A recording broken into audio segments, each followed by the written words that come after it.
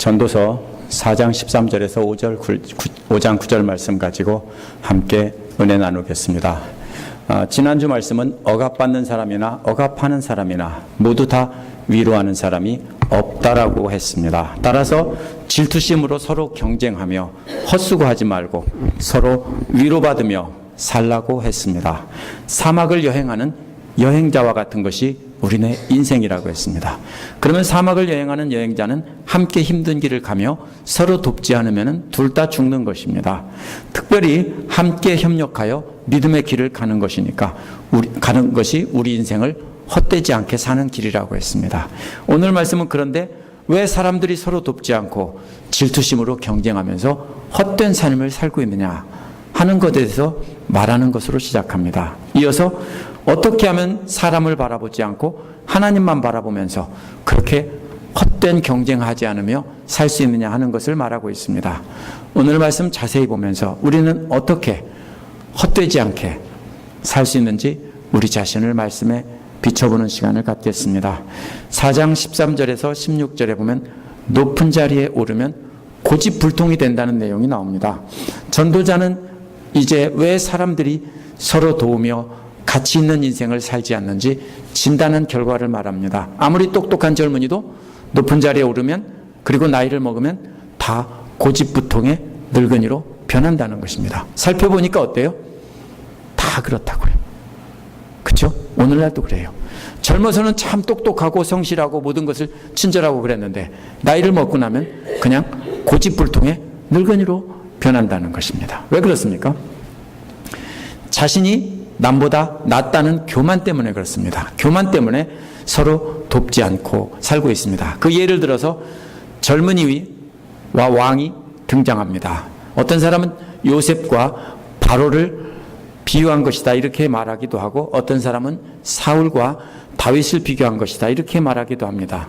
하지만 전도자는 사람들이 왜 헛된 인생을 살고 있는지 깨우쳐주기 위해서 그냥 이야기를 만들어낸 것이라고 저는 봅니다. 예를 든 것입니다. 세번역 13절은 원문의 초점을 알 수 없도록 번역했습니다. 원문은 이렇게 되어 있습니다. 가난하고 슬기로운 젊은이가 더 이상 조언을 받아들이지 않는 늙고 어리석은 왕보다 낫다라는 것입니다. 정확히 대조가 되죠. 가난하고 슬기로운 젊은이가 더 이상 남의 어드바이스를 받아들이지 않는 늙고 어리석은 왕보다 훨씬 낫다 이 소리입니다. 초점은 어디에 있습니까? 늙은 왕이 어리석다고 비난하는 것이 아닙니다. 가난하면서도 슬기로운 젊은이가 훨씬 낫다라는 것입니다. 여기서 대조되는 게 뭡니까? 가난한 신분과 왕의 신분이 대조되고 또 슬기로움과 어리석음이 대조되고 젊은이와 늙은이가 대조됩니다. 주목할 것은 세번역에 빠져있는 더 이상이라는 말입니다. 늙고 어리석은 왕이 젊어서는 한때는 다른 사람의 조언을 받던 아주 슬기로운 왕이었다라는 것입니다. 그런데 늙어서는 자신이 최고 경험도 많고 슬기롭다고 생각하게 됐습니다. 그래서 그 교만 때문에 신하들의 조언을 듣지 않게 된 것입니다. 그게 더 이상입니다. 더 이상 신하들의 조언을 듣지 않게 됐습니다. 그렇게 존귀한 왕이 돼서 이 어리석은 늙은이가 된 것보다 차라리 가난하지만 지혜로운 젊은이가 훨씬 낫다는 것입니다. 14절은 한나라의 가난한 집안에 태어나서 감옥살이 하다가 임금의 자리에 오를 수 있다라는 말을 하고 있습니다. 오늘날도 그렇죠. 우리나라의 김대중 대통령이나 남아프리카의 넬슨 만델라도 젊어서는 오랫동안 감옥살이를 하다가 늙어서 대통령이 됐습니다. 하지만 문제는 이런 사람들이 늙어서 고집만 남는 경우가 많다는 것입니다. 젊어서 같지 않습니다. 정치가나 사업가나 공무원이나 목회자나 할 것 없이 많은 사람들이 젊어서는 고생하면서 열심히 하다가 바르게 하다가 나이 먹어서 성공하면 높은 자리에 오르면 하나같이 다 자기가 제일 지혜롭고 자기가 제일 똑똑하다고 생각하고 부하 직원들의 말을 듣지 않습니다. 그래서 남의 말을 듣지 않는 어리석은 젊은이가 된다는 것입니다.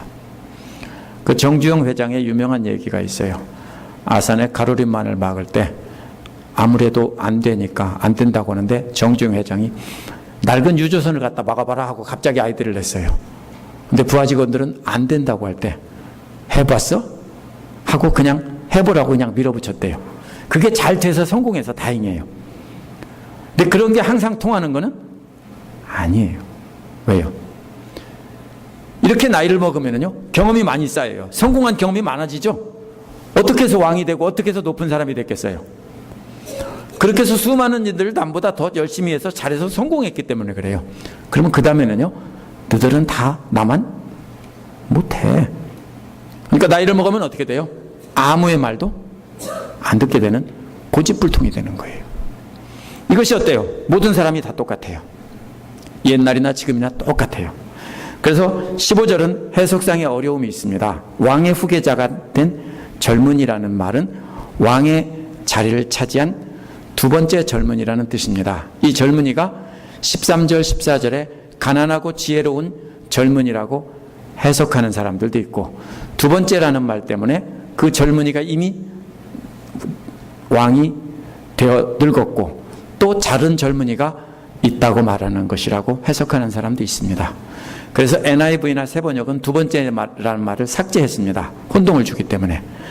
그런데 저는 두 번째 젊은이가 맞다라고 생각합니다.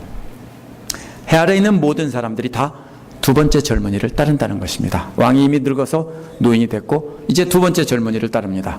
이제 모든 사람이 다 또다시 새로운 젊은이를 따르고 있다라고 보는 것이 문맥상 옳다고 봅니다.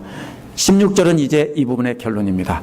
그렇게 해서 많은 사람들이 다 따르는 젊은이를 할지라도 그 젊은이가 또 늙었을 때 왕자에서 물러나면 아무도 그 업적을 찬양하지 않는다는 것입니다.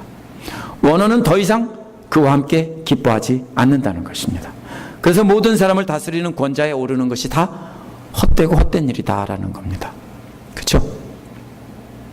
우리나라에서도 한때는 박근혜 대통령 하면은 유명했어요. 선거에 판을 뒤집어 놓는 사람이었어요. 대전에 가서 면도칼로 목을 맞았다가 살아서면서도 대전은요 선거 요새다가 그래가지고서 확 뒤집혀서 이겼어요. 이게 뭐예요? 그렇게 해서 성공하고 사람들이 대단하다라고 했는데 지금 어때요? 사람들이 다 조롱거리가 돼 있어요. 이 세상에서 성공하는 것이 다 이와 같다라는 거예요. 전도서의 이야기는 바로 그런 것입니다. 그래서 많은 사람들이 그렇게 따르는 젊은이랄지라도 늙으면 아무도 찬양하지 않아서 이제는 다 바람 잡는 것 같이 헛되다라는 것입니다. 오늘 전도서 이야기는 한국의 대통령 이야기와도 닮았습니다. 한번 볼까요? 박정희 대통령은 가난한 집안에서 태어나서 대통령이 되었습니다. 한국 경제를 부흥시켰는데 말년에는 귀가 막혀서 남의 말을 안 들어요. 그렇죠? 그러다가 결국 부하 직원에게 총을 맞아 죽었습니다. 김영삼, 김대중 대통령도 젊어서는요 그 연설 얼마나 잘했는지 몰라요. 제가 초등학교 다닐 때 이런 때 연설 진짜 잘했어요. 그리고 총명했고 수많은 사람을 휘어잡고 끌고 다니는 대단한 사람들이었어요. 그런데 김영삼 대통령이 대통령이 되니까 정치가 제대로 안 됐고 결국 IMF까지 맞았어요. 김대중 대통령도 마찬가지예요. 대통령이 돼서 굉장히 잘할 줄 알았는데 되고 보니까 뭐만 치중했냐면요 북한에 퍼주다가 그걸로 인해서 노벨상을 타려고 많은 일을 이렇게 꾸며서 그래서 노벨상을 받았어요. 지나고 보니까 추한 모습만 이렇게 남고 물론 칭찬하는 사람도 많이 있겠지만 전체적으로 보면은 젊을 때와 같은 그런 박수를 받지는 않는다는 거예요. 제가 정치 얘기를 하는 게 아니에요. 노무현 대통령도 마찬가지예요. 5공화국 청문회 할 때 청문회 스타였어요. 얼마나 잘했는지 몰라요. 그런데 영웅이 됐는데 사이다가 됐고 예리한 질문으로 이렇게 질문해서 스타가 된 분이에요. 대통령이 돼서 참 잘했어요. 근데 마지막에 가족들 때문에 비리가 드러나서 자살을 했어요. 이명박 대통령 어때요? 모든 사람이 존경받는 정말로 평사원에서 최고 지도자까지 되고 서울시장이 돼서 대단한 일을 이루고 그리고서 대통령까지 된 사람이에요. 근데 지금은 망신 또 망신이에요. 사람들이 다 그래요. 제가 어느 사람을 정치적으로 야당 여당을 비판하는 게 아니고요. 한국 대통령을 봐도 다 그래요. 옛날에도 그랬다고요. 이게 뭐라고요? 사람들이 뭔가 되려고 하고 성공하고 막 열심히 노력하는데 죽을 때까지 열심히 하면 그 다음에 뭐예요? 내가 헛짓했구나, 삽질했구나 라고 한다고요. 그렇게 성공한 인생도 결국은 나 인생을 마칠 때쯤 되면 나는 헛살았구나 이렇게 말한다는 것입니다. 하물며 열심히 살지도 않고 성공도 못한 우리는 그러면 잘 살았다고 하느냐? 우리는 말할 것도 없는 것입니다. 두 번째로는 5장 1절에서 7절은 사람의 눈과 귀를 의식하지 말라는 거예요. 그래서 5장 1절에서 7절은 제물을 드리는 행동이나 기도를 드리는 말이나 심지어는 마음속의 생각까지도 사람들을 의식하지 말고 하나님 앞에 서 있다는 걸 생각하고 조심하라는 거예요. 그 길만이 우리가 헛되지 않은 인생을 살 수 있는 길이다. 이걸 말하고 있는 것입니다. 그래서 5장 1절에서 7절은 4장 끝부분에 서 있는 것과 정확히 이어지는 말입니다. 앞에서는 헛된 것을 말했지만 이제는 무엇이 헛되지 않은지를 말하고 있습니다. 세상의 모든 것이 다 헛되지만 오직 하나님을 두려워하며 하나님을 바르게 예배하고 하나님 말씀 잘 듣고 배워서 하나님을 경외하는 것만큼은 헛되지 않다는 것입니다. 1절은 하나님의 집으로 갈 때 발걸음을 조심하라고 했습니다. 발걸음이 뭐예요? 진짜 발걸음이 아니라 행동을 말하는 거예요. 길을 걸어가는 것을 행위를 말하는 거예요. 어떤 행위예요? 하나님께로 나아가서 예배하는 행동, 이런 거예요. 또 하나님 앞에 나가서 제물을 드리는 것, 이거보다 더 중요한 거 뭐라고요? 하나님 말씀을 듣는 거라고요. 어리석은 자들은 습관적으로 하나님 앞에 나가니까 제물 드리고 그 제물 먹으면 오늘은 예배 드렸어 그런다고요. 그죠? 우리도 마찬가지죠. 주일날 예배 잘 드리고 헌금 드리고 밥 맛있게 먹고 집에 가면 오늘 예배 잘 드렸어 그런다고요.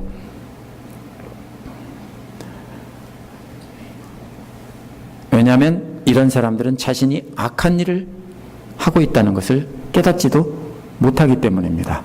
하나님 앞에 나가서 헌금 드리고 밥 먹으면 신앙생활 다 하는 줄 착각한다는 것입니다. 그런 행동을 조심하라는 것입니다. 형식적으로 그냥 드리는 예배하는 행동을 조심하라는 거예요.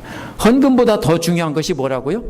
하나님을 예배하는 것보다 더 중요한 것이 말씀을 잘 듣고 그 말씀을 따라 사는 발걸음, 즉 행동을 조심하는 것이 중요하다는 것입니다. 2절은 하나님 앞에서 말을 꺼낼 때 함부로 입을 열지 말라고 했습니다.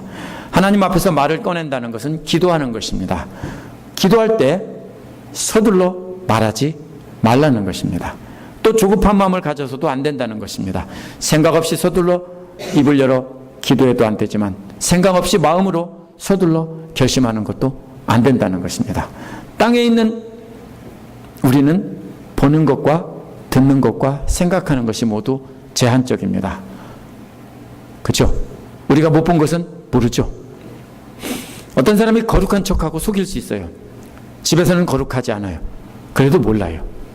근데 하나님은 아신다고요. 모든 것을 다 아신다고요. 그러니까 말뿐 아니라 마음속의 생각까지도 조심하라는 것입니다. 1절에서 뭐라고 했어요? 발조심, 행동조심이라면 2절에서는 입조심, 그 다음에는 마음조심이에요.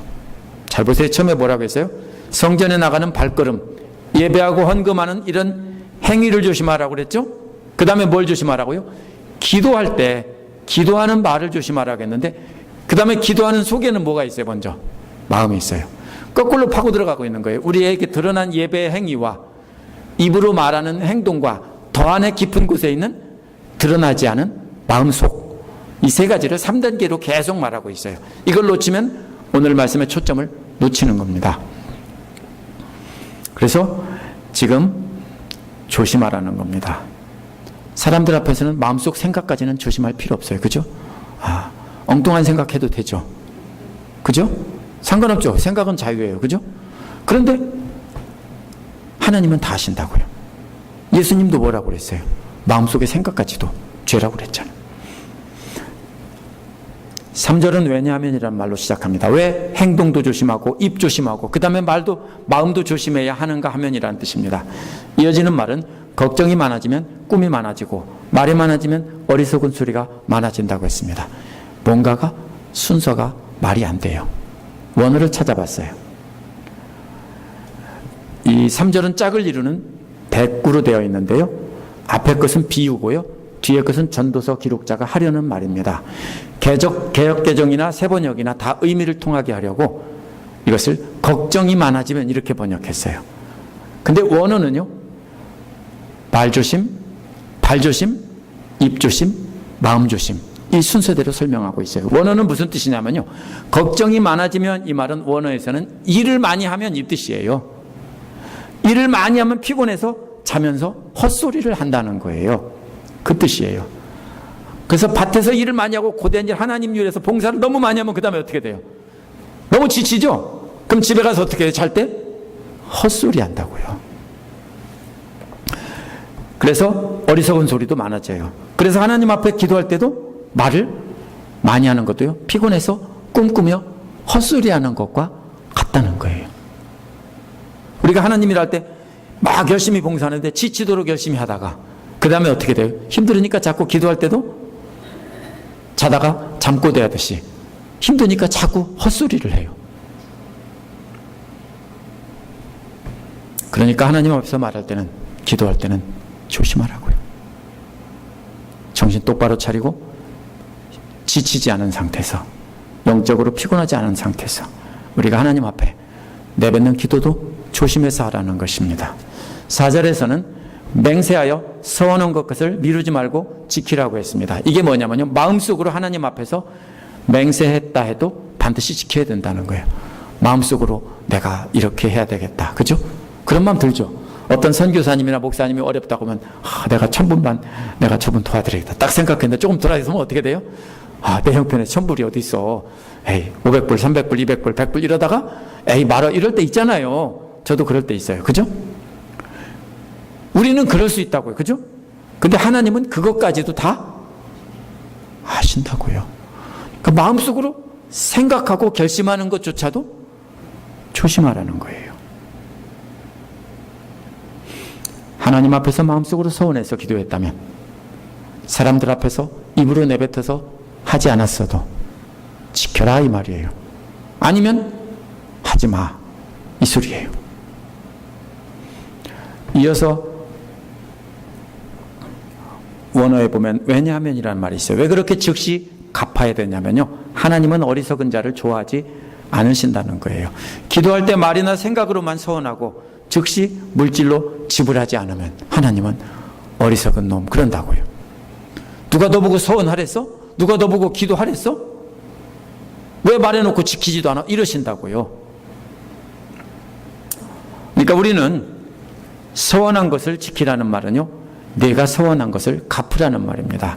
말이나 생각으로만 최고급 차를 주겠다고, 또 교회 건물을 지어 바치겠다고 이렇게 하고 행하지 않으면 뭐예요? 아무것도 아니죠. 혼자 공상했다고요? 그거 하지 말라고요. 하지 말라고요. 내 기도를 들어주시면 황소 5마리를 바치겠습니다 라고 마음속으로 생각만 했어도 그것은 이미 하나님 앞에 수표를 써서 드린 겁니다. 왜? 하나님은 우리 마음의 생각을 아시니까. 그런데 통장에 돈이 없어요. 그러면 공수표로 되돌아오는 것입니다. 그죠? 그럼 벌금 내야 되죠?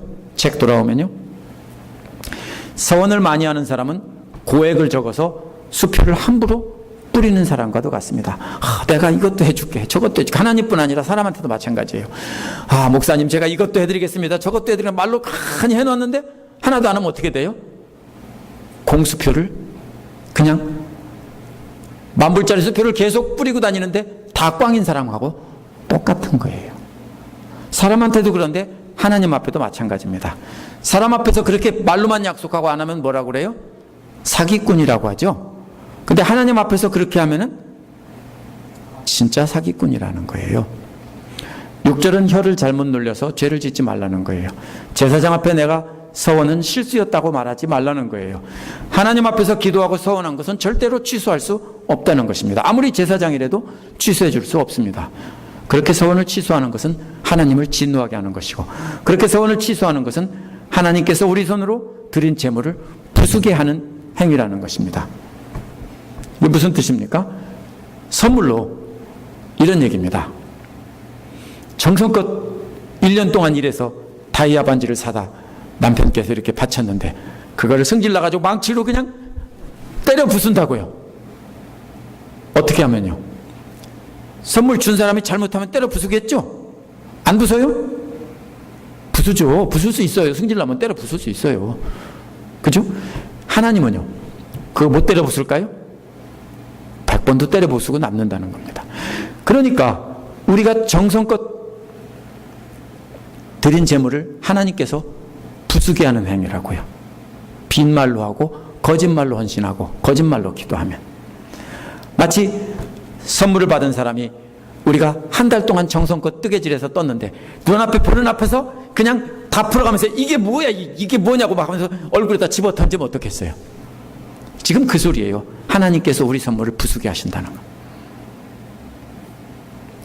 7절은 꿈이 많으면 헛된 것도 많다고 했어요. 꿈을 많이 꾸는 사람은 꿈을 꾸면서 헛된 말을 많이 한다는 것입니다. 그러한 외식하는 기도도 다 헛된 것이라는 겁니다. 지금 뭘 비유하고 있습니까? 겉으로 외식하는 기도, 잘하는 척하는 거짓 기도가 마치 뭐예요? 자다가 꿈꾸는 잠꼬대와 같다라는 것입니다. 대신 오직 하나님만 두려워하고 살라는 것입니다. 헛된 말 하지 말고 차라리 하나님을 두려워하면서 행동으로 지키며 살라는 것입니다. 하나님 앞에 나갈 때는 먼저 행동 조심하고 그 다음에 기도도 조심하고 그 다음에 마음속에 생각까지도 조심하라고요. 사람의 행동과, 사람들은 행동과 말은 조심하지만 마음속의 생각은 조심하지 않죠. 그러나 그것은 전지전능하신 하나님을 믿지 않는 행위입니다. 하나님을 믿는다. 전지전능하신 천지를 창조하신 하나님을 믿는다. 근데 내 마음 속의 생각은 하나님도 모른다. 그러면 뭐예요? 안 믿는 거예요.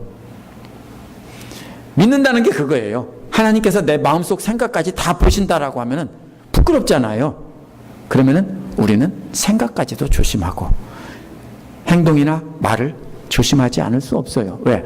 우리가 함부로 내뱉고 함부로 화를 내고 소리치고 우리가 기도할 때 함부로 장담하고 이렇게 한 모든 것들을 다 하나님이 다 듣고 계시고 다 알고 계신다는 겁니다. 일단 헛된 서원을 남발하며 하나님 앞에 드리는 것은 하나님은 기뻐하시지 않습니다. 언제 하라고 했어요? 하라고 안 했어요.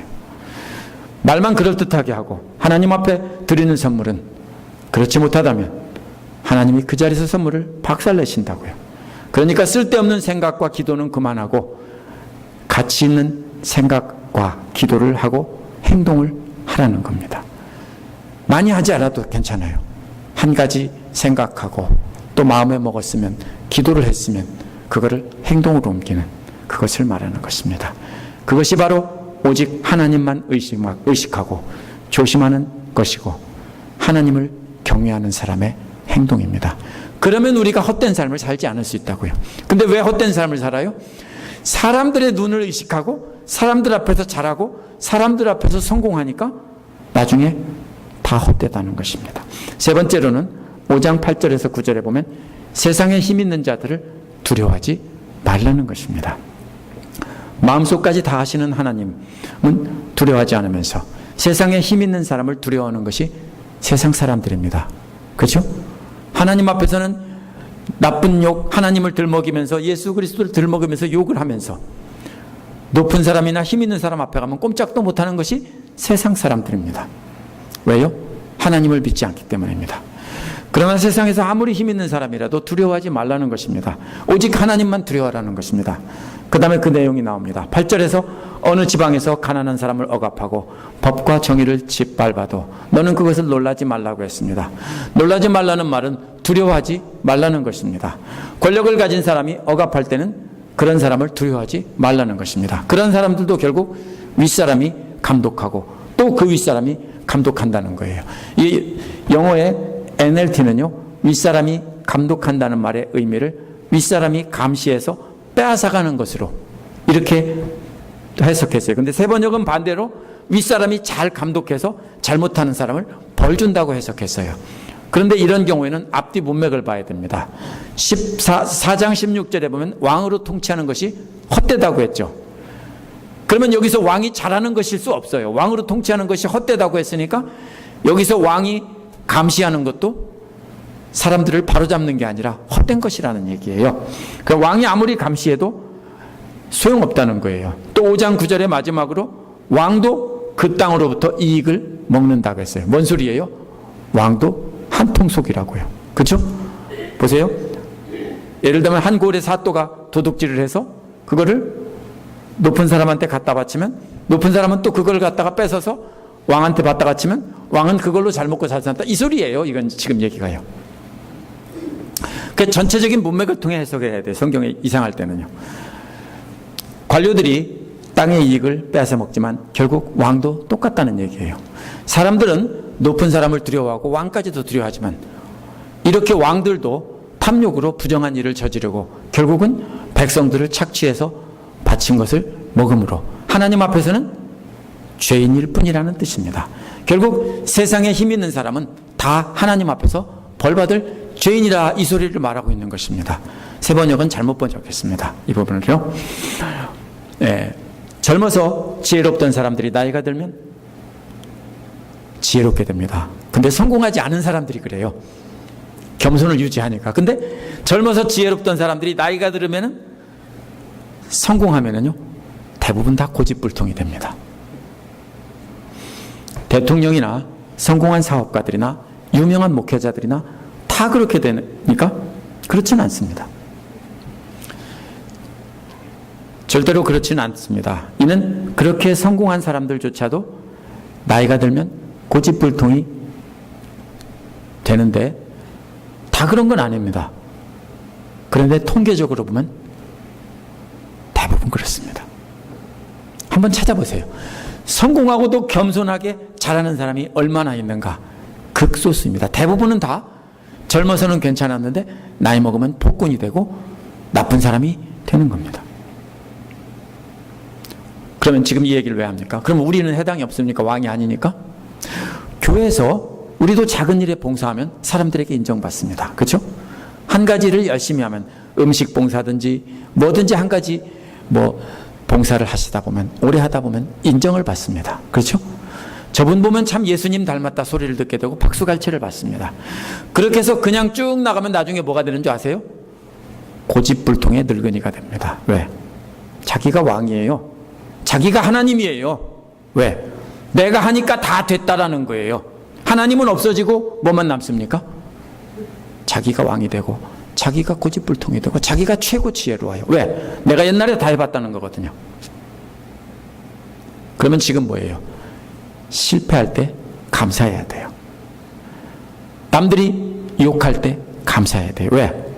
고집불통 늙은이가 안 되게 하려고 하나님께서 사람들을 시켜서 그렇게 공격하게 하는 거예요. 제가 큰 교회 몇천 명 모이는 교회 목사가 아닌 것에 참 감사해요. 제가 깨끗하고 겸손해서 그래요? 솔직히 말하면 아니에요. 아무것도 가져보지 않았으니까 제가 그런 거예요. 제가 만약에 많은 권력을 가지고 수천 명, 수만 명이 저에게 박수를 갈채하면서 우리 목사님하고 존경하면요, 그 다음에 저도 어떻게 갈지 몰라요. 지금 그 얘기예요. 조심하라는 겁니다. 그렇다면 어떻게 하면 그렇게 안 될 수 있습니까? 오늘 말씀에서는 행동과 말과 마음속에 생각까지 다 하나님 앞에 서 있다는 걸 생각하고 조심하라는 겁니다. 하나님은 우리 마음의 생각까지도 다 하니까 라는 겁니다. 로마서 8장 27절에서 바울은 마음을 살피시는 이가 성령의 생각을 아시나니 그랬습니다. 하나님께서 마음을 살피신다고 했습니다. 하나님께서 우리 마음속에 교만한 마음까지도 다 살피시고 성령님이 우리 안에 계신데 그 성령님의 생각을 다 하신다는 거예요. 그러면 성령님이 우리 안에 계셔서 속속들이 안다면 하나님의 성령님의 생각을 알면 어떻게 되는 거예요? 다 안다는 거예요. 우리는 마음속의 생각조차도 그걸 안다면 조심할 수 있습니다. 그러면 교만해져서 고집불통이 되는 것을 막을 수 있다는 것입니다. 성공하지 않은 것에 감사하십시오. 지금 사람들이 우리를 보고 욕하고 넘어뜨리려고 하는 것이 있다면 감사하십시오. 왜 이렇게 신앙생활하는 것이 이렇게 힘들고 신앙생활 대충 할 때는 괜찮았는데 열심히 하려고 하니까 왜 이렇게 사람들이 날 보고 뭐라고 하느냐, 이렇게 말씀하시면 감사하세요. 왜? 고집불통 늙은이가 안 되도록 하나님께서 막고 계신 거예요.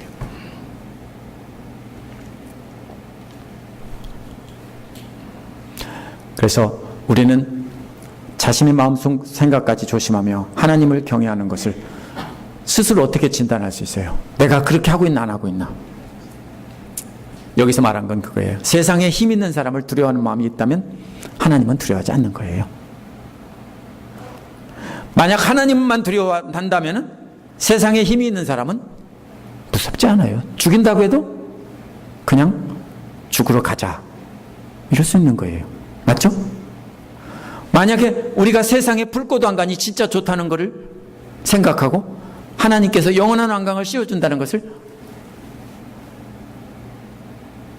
말로는 믿는데 그게 진짜 있을까라고 생각하는 사람은 세상에 높은 사람을 두려워하게 되어 있습니다. 근데 그걸 안다면 세상에 높은 사람 두려워하지 않을 수 없습니다. 그러므로 권력자들, 힘 있는 자들, 세상에 성공한 사람 앞에서 주눅이 들고 두려워하는 마음이 있다면 나는 아직 하나님을 별로 두려워하지 않는구나, 이렇게 진단하면 됩니다. 만약에 하나님이 마음속까지 다 하신다면, 그것을 안다면 그 높은 사람들도 왕까지도 다 죄인이라는 것을 알고 그 사람들을 불쌍히 여길지언정 그 사람들을 두려워하고 무서워하지는 않을 수 있다는 것입니다. 하나님께서 나의 행동과 말과 모든 것을 다 지켜보십니다. 뿐만 아니라 우리 마음속의 생각까지도 다 지켜보십니다. 그렇게 하는 사람은 여호와 하나님을 인정하는 것이고, 그런 사람은 사람을 두려워하지 않고 하나님을 두려워하게 됩니다. 하나님을 두려워하는 사람은 하나님께서 성경 말씀을 통해 말씀하신 모든 것을 두려워하면서 받아들입니다. 어떻게 안 받아요? 하나님 말씀 읽고 제가 지금 말씀드린 것도 안 받을 수 없어요. 왜? 제 말이 아니고 하나님께서 저를 통해서 전하신 말씀이에요. 그러면 여호와의 말씀을 듣고 그분을 인정하고 순종하며 찬양하는 삶만이 헛되지 않은 삶이라는 것입니다. 함께 기도하겠습니다.